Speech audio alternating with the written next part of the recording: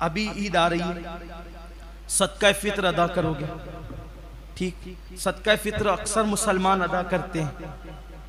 अब सदका फित्र की अहमियत यह है कि हमारे रोज़ों में जो कमी रह जाती है, कोई खामी रह जाती है, सदका फित्र देने की बरकत से वो कमी अल्लाह पूरी करके कबूल कर लेता है। जो सदका फित्र नहीं देते उनके रोज़े ज़मीन और आसमान के दरमियान मुअल्लक रहते हैं, यानी अपनी ज़बान में लटक रहे होते हैं। मुअल्लक रहना यानी लटक रहे हों, बीच में होते हैं, ज़मीन और आसमान के बीच में, ठीक। अब सदका फित्र सब देते हैं। मैं समझता हूँ मालेगांव में जिन लोगों पर वाजिब नहीं है, ऐसा शौक है हमारे यहाँ, वो भी देते हैं। किसको देते पता है? जागली को। सदका फित्र किसको देते हैं? जागली को। सदका फित्र किसको देते हैं? और मांगने के लिए आते हैं, कहाँ कहाँ से लोग इधर उधर, उनको देते हैं। आपसे पूछता हूँ भाई, वो काफिर हैं, वो मुसलमान नहीं है, और सदका फित्र आप काफिर को दोगे तो अदा ही नहीं होगा, अदा ही नहीं हुआ।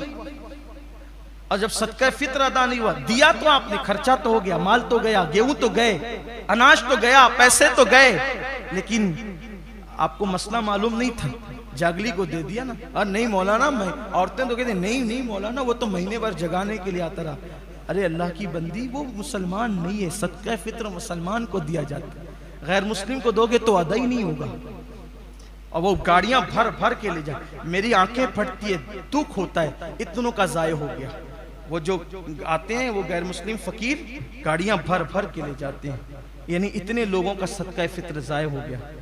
जाय हो गया तो क्या हो? मालूम नहीं था, सीख तो लेते, उलमा से पूछ तो लेते। उलमा को तो आप दुश्मन समझते हो, अरे ये लोग क्या, इनको क्या समझता है, सब आपको समझते। अगर आप बीमार पड़ जाए तो किसके पास जाते हो? डॉक्टर के पास जाते, क्योंकि वो डॉक्टर का सब्जेक्ट है। घर बनाना किसके पास जाते हो? इंजीनियर के पास, वो उसका सब्जेक्ट है, ठीक है, ये ना, ऐसे ही करते हो ना। तो दीनी मसाइल अपनी मर्जी से क्यों पैदा करते हो, अपने पेट से क्यों पैदा करते हो?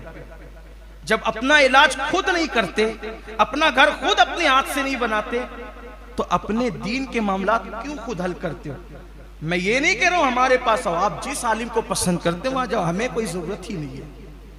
मैं आपसे फिर कहता हूं, कोई ये ना समझे कि हम ये मसाइल लाते हैं तो अपने कुछ वल्लाह, अल्लाह के घर में कहता हूं, लानत हो उस पर जो अपने मफाद के लिए बात करे। हम तो अल्लाह के लिए बात करना चाहते हैं, लेकिन कुछ लोगों के दिलों में मुनाफिकत का मर्ज है, तो वो ये सुनकर सोचते रहते हैं कि ये तो, अब ये बात आई तो ये अपने, हमारी कोई मफाद नहीं, हमें अल्लाह रसूल के दर से इतना मिल चुका, अल्लाह ने इतना दिया है, अल्लाह ने बेनियाज कर दिया।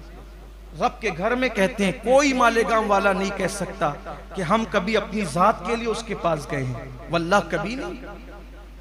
हम तो अल्लाह का शुक्र रहता है, दिल से नेमत के लिए कहता हूं। जिसका कारोबार मुझे मशकूक नजर आता है, मैं तो उसके घर भी जाता हूं तो पान मुंह में रख कर जाता हूं, ताकि उसकी चाय ना पीनी पड़े। अल्लाह रसूल का करम है, हम तो इतने मोहतात हैं, और अपनी होशियारी से नहीं, अल्लाह के करम से है।